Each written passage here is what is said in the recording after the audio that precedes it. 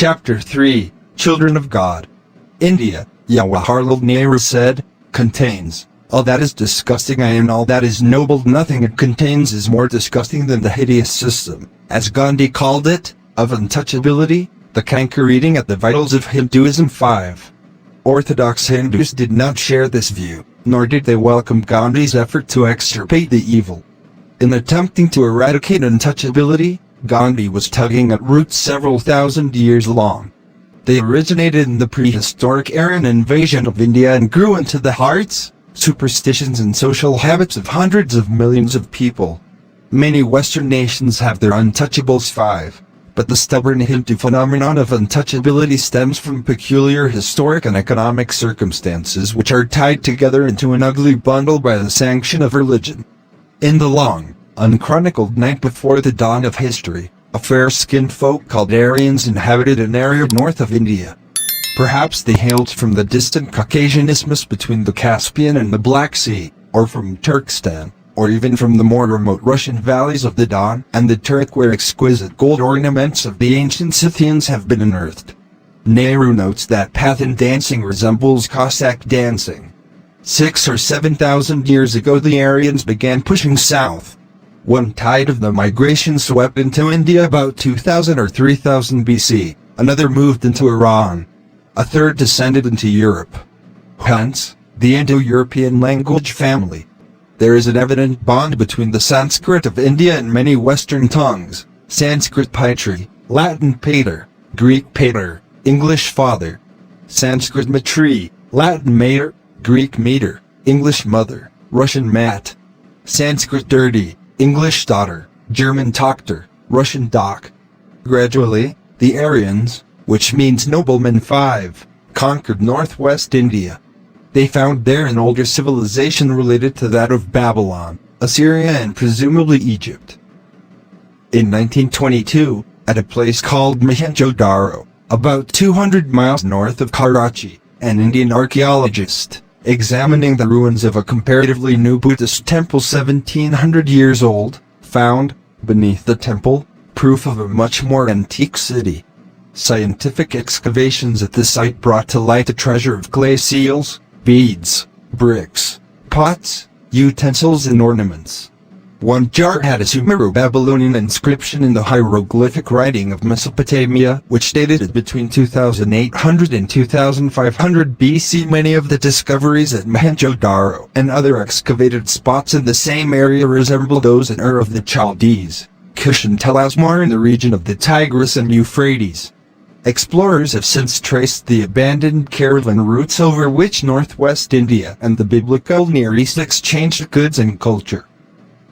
When the silt, sand and debris were carted away, the town of Mohenjo-daro, founded 5,500 years ago and continuously inhabited for 6 centuries, was exposed. It covers more than 240 acres. One can now see its principal avenue, which was 33 feet wide, and many broad, straight north-south, east-west streets once lined with burnt brick homes, 2 or more stories high, that had wells and bathrooms. A sewage system using clay pipes helped to keep the city clean. In a silver jar found under a floor lay a piece of cotton cloth, the oldest in the world.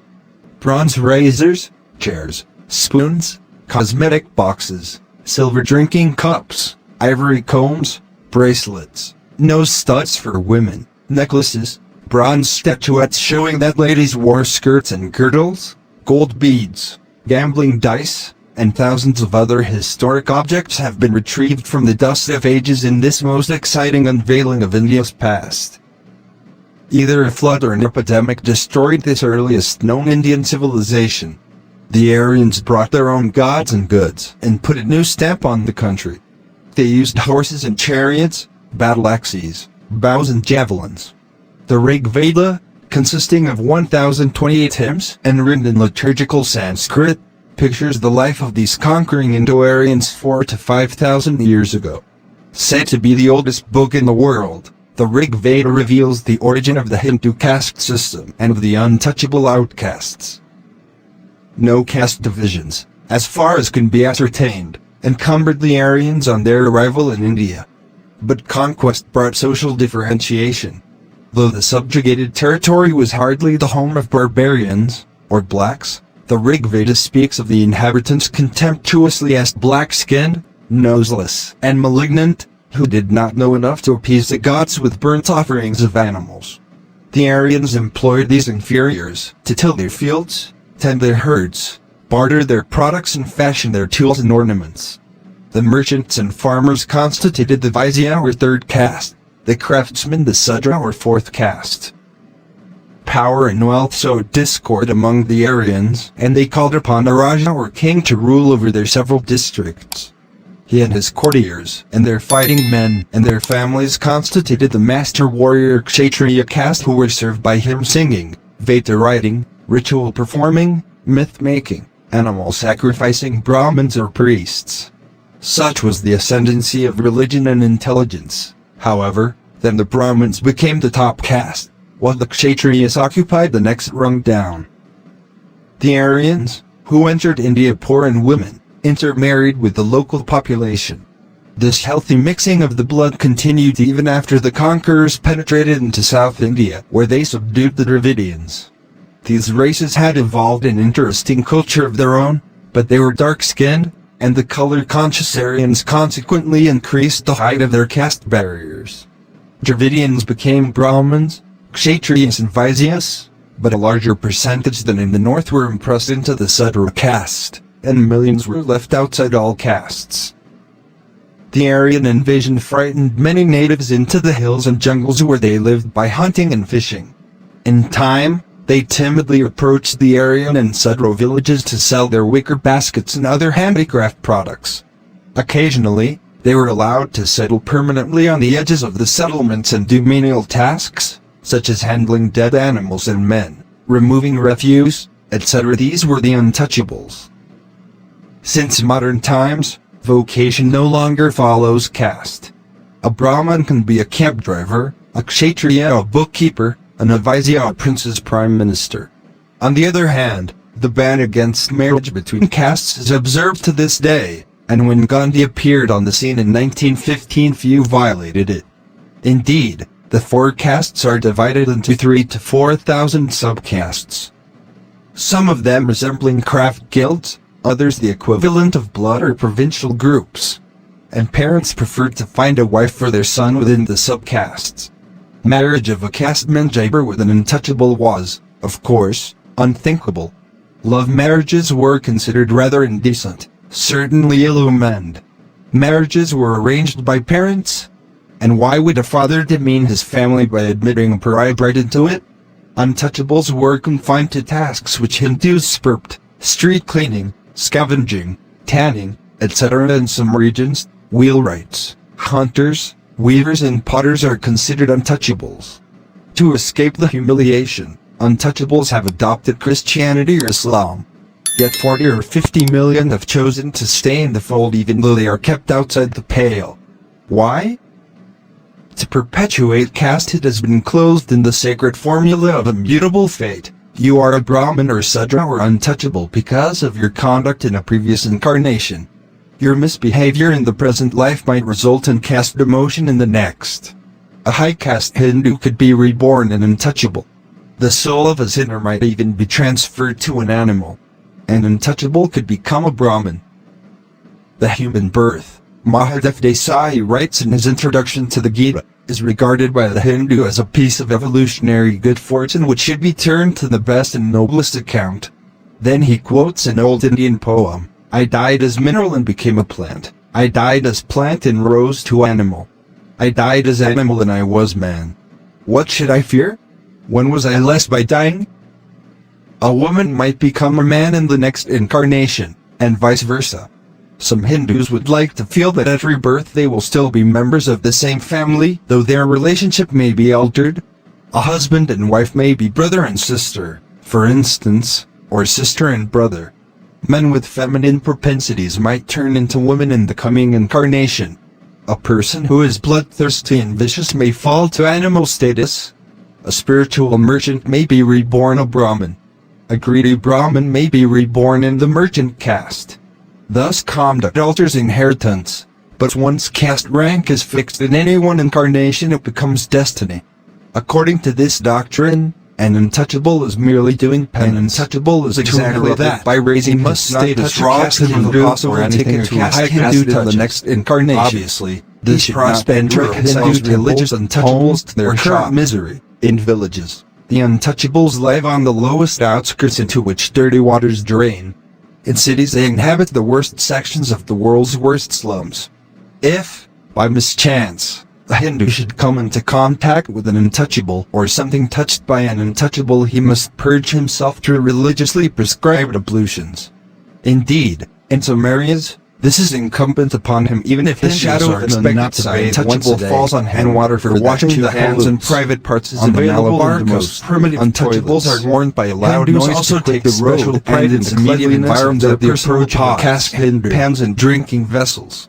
A Hindu will smoke a hookah water pipe or a cigarette through his fist without letting it touch his lips, and he often pours water into his mouth instead of sipping it. This sense of cleanliness, Nehru notes, is not scientific, and the man who bathes twice a day will unhesitatingly drink water that is unclean and full of germs. The individual will keep his own hut fairly clean, but throw all the rubbish in the village street in front of his neighbor's house. Cleanliness, he adds, is a religious right, not an end in itself. If it were, Hindus would be concerned with the cleanliness of others, untouchables included. Untouchability is segregation gone mad. Theoretically a device against contamination, it actually contaminates the country that allows it. Mahatma Gandhi knew this, and he fought untouchability for the sake of the castes as well as the outcasts. But in fighting it he defied 1,000 taboos and roused 1,000,000 fears, superstitions, hates and vested interests. Buddhism and many Hindu reformers had attacked untouchability. Gandhi said little against it until he had taken action against it. In his youth, Gandhi played with an untouchable boy. Putalabai forbade it. Though he loved her, he disobeyed her, his first rebellion against authority. I used to laugh at my dear mother, he wrote to Charles Freer Andrews, for making us bathe when we brothers touched any pariah. In South Africa, too, he associated with untouchables. In May 1918, in Bombay, he went to a meeting called to improve the lot of untouchables. When he got up to deliver his address, he said, "Is there an untouchable here?" No hand was raised. Gandhi refused to speak. Now there came to Gandhi's ashram near Ahmedabad an untouchable family and asked to become permanent members. He admitted them. A tempest broke. The presence of the untouchable father, mother and their little daughter Lakshmi polluted the entire ashram, and how could the wealthy Hindus of Bombay and Ahmedabad finance a defiled place? They withdrew their contributions. Maganlil, who kept the accounts, reported that he was out of funds and had no prospects for the next month. "Then we shall go to live in the untouchable quarter," Gandhi quietly replied. One morning a rich man drove up in a car and inquired whether the community needed money. "Most certainly," Gandhi replied. Gandhi had met the man only once and that casually. The next day the anonymous benefactor put 13,000 rupees in big bills into Gandhi's hand and went away. That would keep the ashram for a year.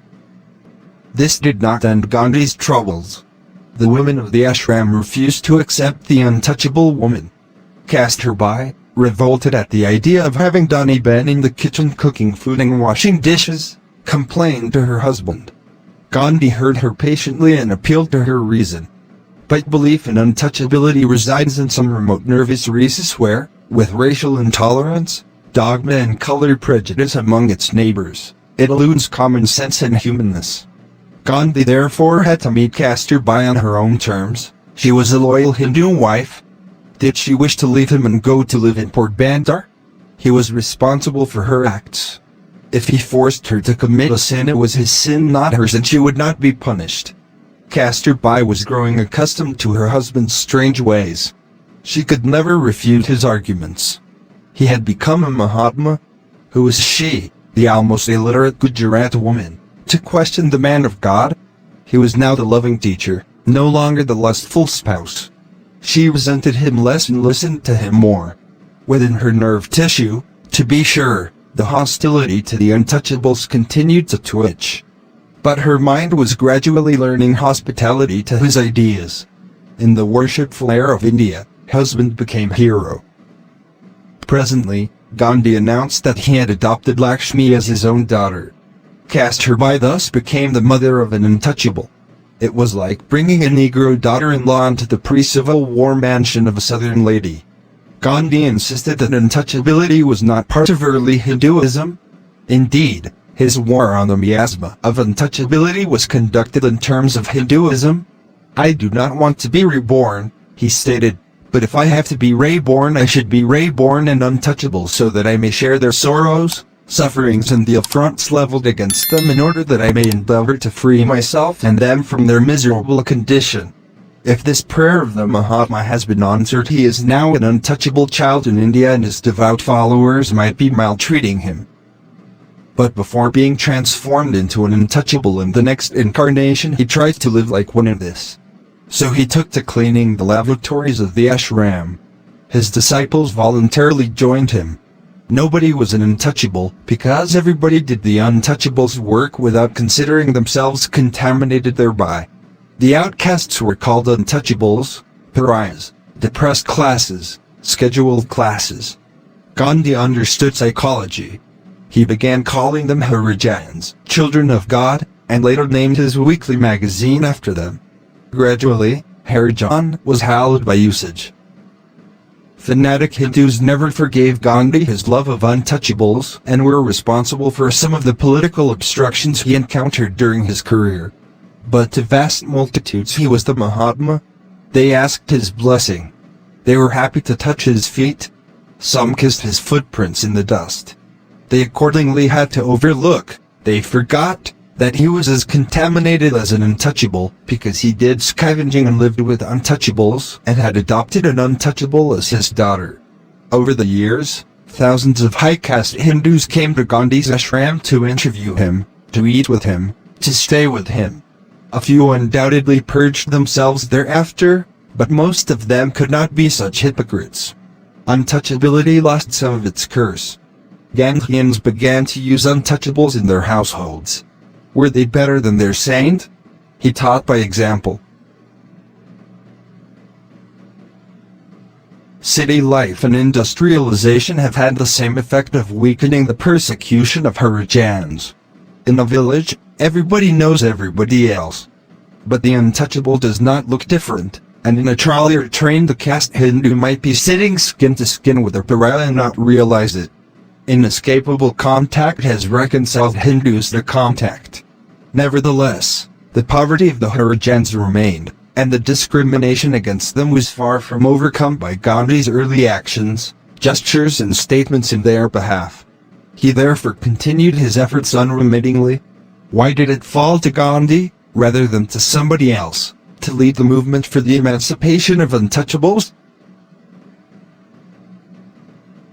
Many of the indentured laborers in South Africa were untouchables, and they were the heroes of the final phase of the civil disobedience campaign in 1914. Gandhi's 20-year struggle in South Africa, moreover, was directed against an evil which, with all its economic overtones, was at bottom a color prejudice.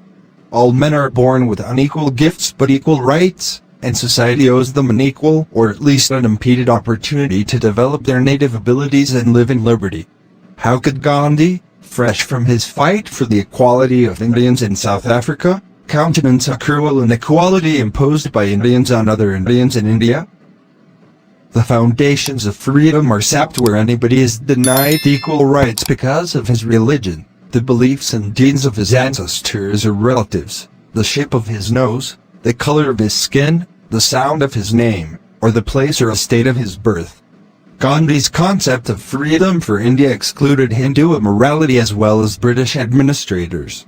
Swaraj, or independence, he said in Young India on May 25, 1921, is a meaningless term if we desire to keep a fifth of India under perpetual subjection.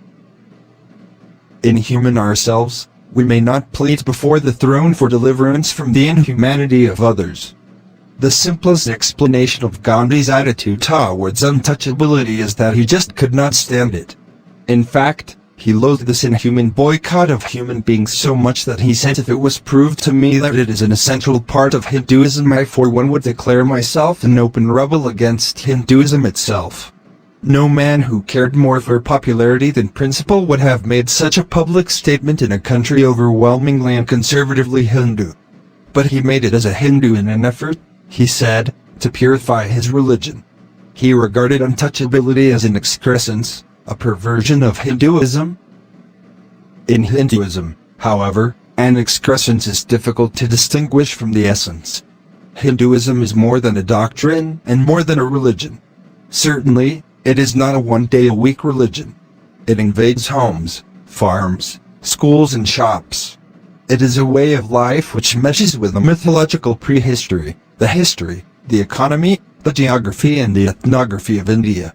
In India, religion is the sum total of the national experience. Islam is less absorbent, but Hinduism is a sponge religion, hospitable and without fundamentalism. We have no uncontradictable and unquestionable documents, no special revelations, and our scriptures are not final. Writes Sir C.P. Ramaswamy Iyer, a Hindu philosopher.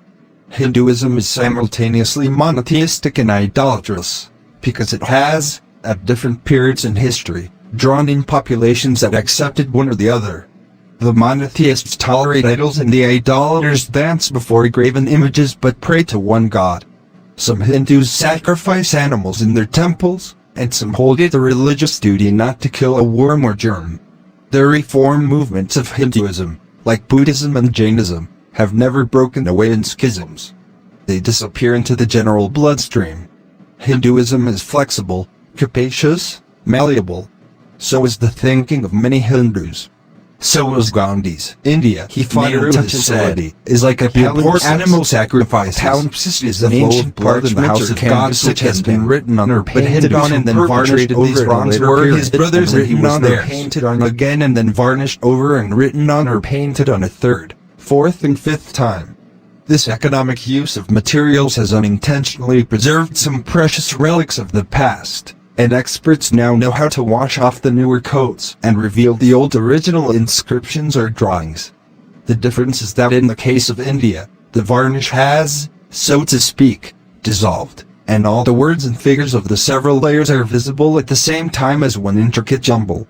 This explains the complexity of Indian civilization and of those Indians who are permeated by it. The human intellect, writes Sir Valentine Chiral, has indeed seldom soared higher or displayed deeper metaphysical subtlety than in the great system of philosophy in which many conservative Hindus still seek a peaceful refuge from the restlessness and materialism of the modern world. No Indian can altogether escape this cultural and intellectual heritage.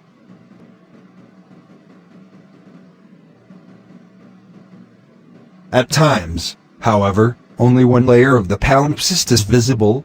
On such occasions a modern, European-educated Hindu may vanish and become a worshipper of crude, primeval fetishes, even as a Western scientist may accept the irrational abracadabra of a desert cult. Hinduism amalgamated Mahavira, the founder of Jainism, and Buddha, who were regarded as atheists or agnostics. Many Hindus accept Jesus and Muhammad as religious guides. Yet in insane moments, Hindus, Sikhs and Muslims avidly slaughter one another. Then they relax into apathetic tolerance. Despite its insatiable hunger for oneness, however, Hinduism's life and light life only meant life separately. Hinduism has fostered endless division into self-contained villages, self-sufficient joint families comprising 2, 3, or even 4 generations in one residence, and self-segregated castes and multitudinous sub-not-sign castes whose members did not, until recent times, intermarry or interdine. God-fearing Hindus were content to see the children of God in degrading isolation. Yet the Indian ideal of unity and diversity remains. The binding factors are the 3 legs of the subcontinent's compact triangle, the unbroken line of culture from the dim past until today, the links of history and the bonds of blood and religion. Blood connects Hindus with Muslims and Sikhs. Religion weakens the connection. Geography connects. Bad communications divide. The multiplicity of languages divides. Out of these elements, Gandhi and his generation undertook to forge a nation.